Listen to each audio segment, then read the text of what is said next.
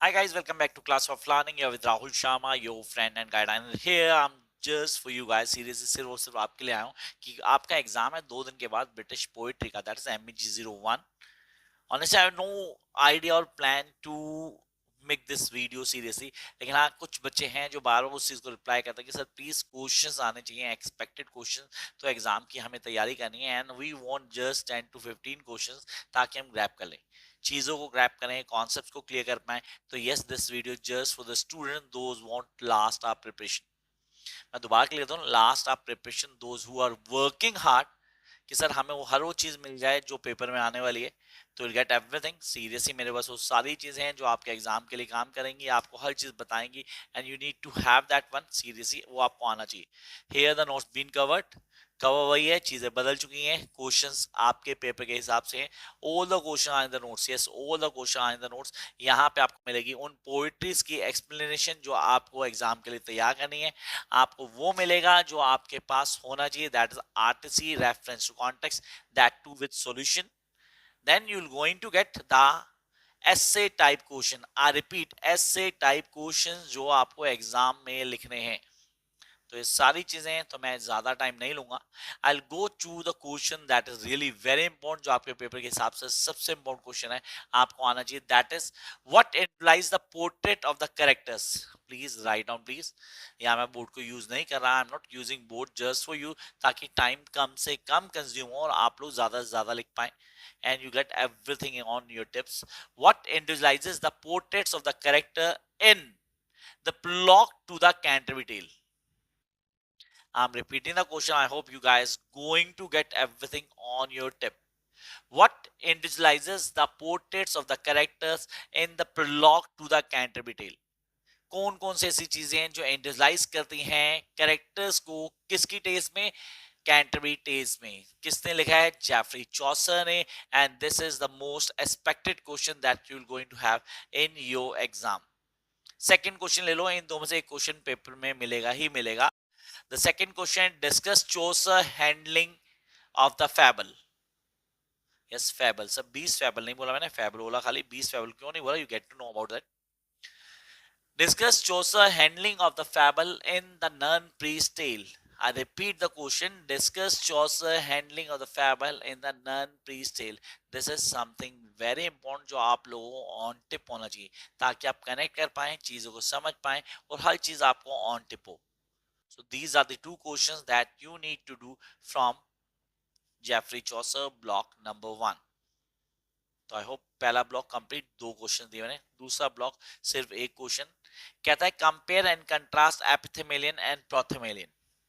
I repeat, compare and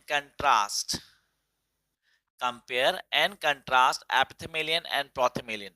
ये question confirm exam में आएगा and you guys must be a master of it, must be a master of it.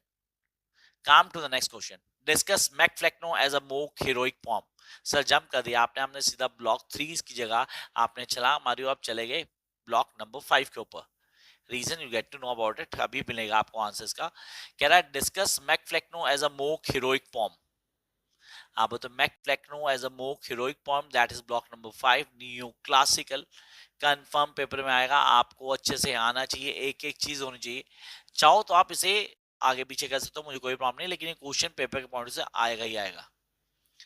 Block number 4 मैं छोड़ूंगा नहीं, definitely. कहता है an epistle to doctor आर्बनॉट.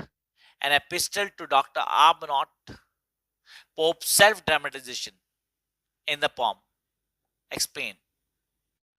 Can an epistle to Dr. Arnold Pope's self-dramatization in the poem?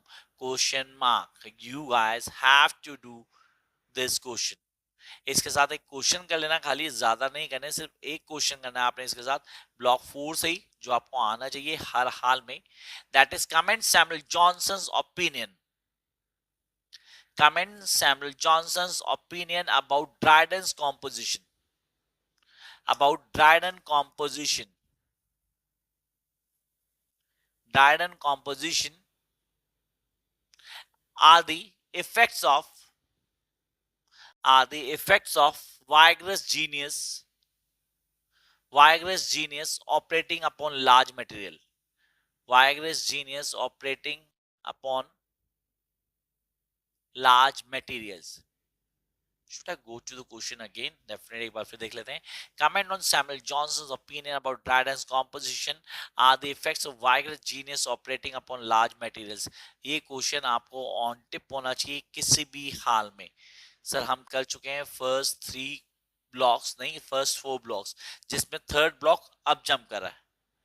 कह रहा है write down the characteristics of metaphysical poetry. I repeat, write down the characteristics of metaphysical poetry.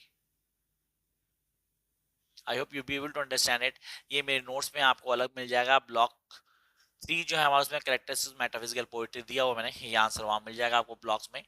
पूरा पूरा answer on tip कर देना आपने, कुछ भी छोड़ने की जरूरत नहीं है, not even a single part.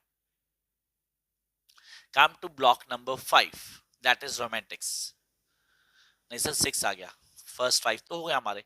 Block 1 से 2 क्वेश्चन, ब्लॉक 2 से 1 क्वेश्चन, ब्लॉक 3 से 1 क्वेश्चन, ब्लॉक 4 से 2 क्वेश्चन, ब्लॉक 5 से 2 questions.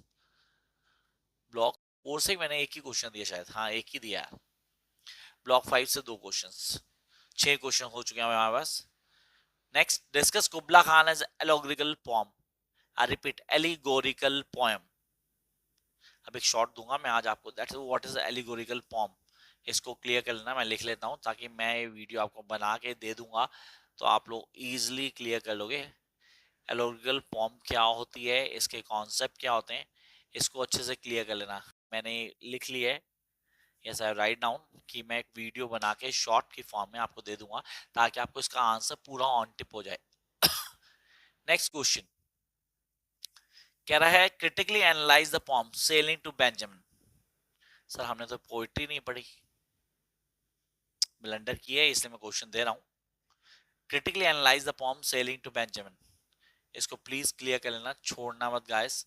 Now I am not going to follow the block wise questions. अब मैं क्या करूंगा, अब मैं जंबल करूंगा, क्वेश्चंस दूंगा आपको क्लियर करने. क्वेश्चन चेक कर लेना, अभी तक 7 या 8 क्वेश्चन हुए खाली. मैंने 15 क्वेश्चन कहते उसके 16 नहीं होंगे. We're going to clear this. Write a critical appreciation of the blessed damsel. Write a critical appreciation of the blessed damsel or Porphyria lover. I repeat, write a critical appreciation of the blessed damsel or the Porphyria lover.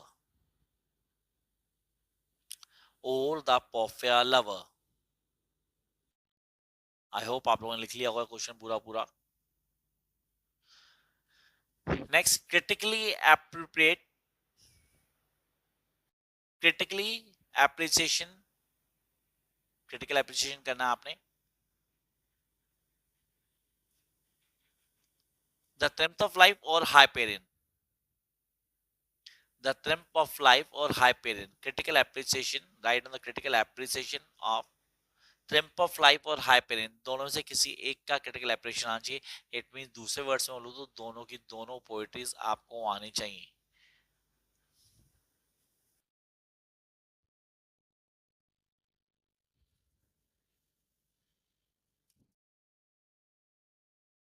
Okay, question है ये Hyperion में. Question based ऐसा भी आ सकता है कि आपको पूछ सकता है that Hyperion as a political allegory.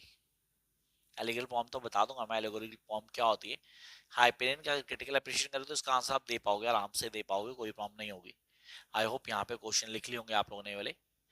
Next कहता है comment on the use of myth, imaginary and symbolism. दोबारा रिपीट करता हूँ, comment on the use of myth, imaginary and symbolism in the wasteland. In the wasteland, ये बहुत dominant question है. सच बोलूं तो क्वेश्चन कंफर्म आएगा आपके पास वेस्टलैंड से, कंफर्म आएगा एक क्वेश्चन वेस्टलैंड से. वेस्टलैंड को घोट के पी जाना. Next, comment on the themes of death and suicide.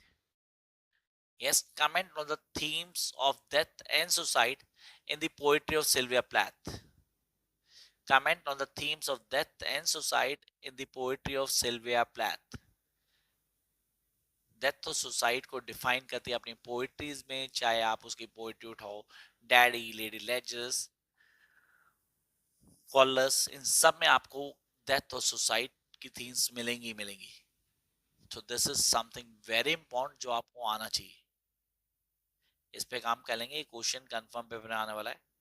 Then I can say एक क्वेश्चन ऐड कर लो आप, प्रिल्यूड तो मैंने बताया था आपको, या can I discuss or justify, write on justify the subtitle of the prelude, justify the subtitle of the prelude as a growth of a poet's mind, as a growth of poet's mind, justify the subtitle of the prelude as a growth of poet's mind, उस पे काम करना बहुत important है, छोड़ना नहीं है आप लोगों को ऑन टिप आना चाहिए।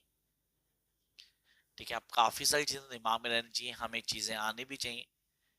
आई होप 11 या 12 क्वेश्चन हो चुके हैं। काम up next question, examine Dylan Thomas use of images, examine Dylan Thomas use of images, use of images को डिफाइन करना है आपने, चीजें इंपॉर्टेंट है आपके लिए। एक लास्ट क्वेश्चन लिख लेना guys, please write down the last question, critically appreciate any of the poetry, अब कौन सी आएगी मुझे नहीं पता, लेकिन मैं बता रहा हूँ कि इनमें से ही एक होगी। critically appreciate any of the poetry, the number one that you need to write down is church going, number two the Whitson wedding, church going आप लोगों ने ऑन टिप कर लेना है, विटसन वेडिंग कहीं ना कहीं बहुत इंपॉर्टेंट है। उसके बाद आप लोग लिखेंगे पॉफे लेवल में ख्याल से लिखवा चुका हूँ, हाइपेरियन करवा चुका हूँ मैं आपको। Yes, the next one, child Ronald to the dark tower came, child Roland to the dark tower came, child Roland to the dark tower came, yes that's really important. इसका क्रिटिकल एप्रिशिएशन आपको बड़े अच्छे से आना चाहिए, जब आपको ये पोइट्री का क्रिटिकल एप्रिशिएशन आएगा तो आप हर चीज को बड़ी इजीली डील कर लोगे। लिसिडस मैंने पहले लिखवाई, आई होप आप लोगों ने लिखी भी होगी, so you be able to do it. आप इसके पॉइंट्स को क्लियर कर पाओगे, कौन सी चीजें जो आपको आनी चाहिए इन पे काम करेंगे आप। You guys need to do this poetry.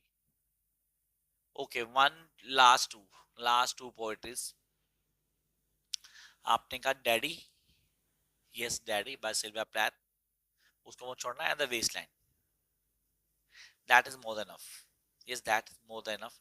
ये है वो पोएट्रीज के ऐसे टाइप क्वेश्चंस जो आपको ऑन टिप होने चाहिए for your exam. Wish you all the best guys, catch you very soon in a live session, most probably आज रात को भी एक लाइव सेशन होने की उम्मीद है। Bye guys.